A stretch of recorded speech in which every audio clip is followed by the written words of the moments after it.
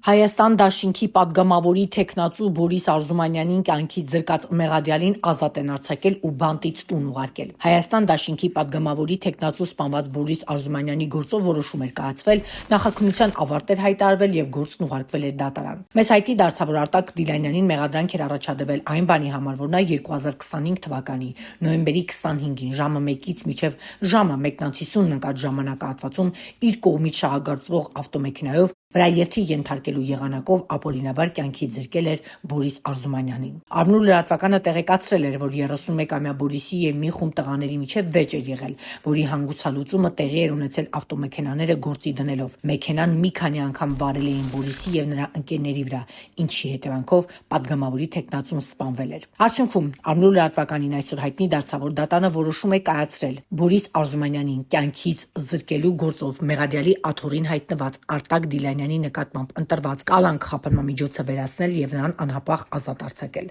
Մեղադրյալ Արտակ Դիլանյանի նկատմամբ կիրառել տնային կալանք, այլընտրանքային խափանամիջոց 3 ամիս ժամկետով։ Մեղադրյալ Արտակ Դիլանյանի նկատմամբ որպես այլընտրանքային խափանամիջոց համակցված կիրառել գրավը 2 միլիոն դրամի չափով։ Որոշումը կայացրել է դատավոր Դավիթ Արղամանյանը։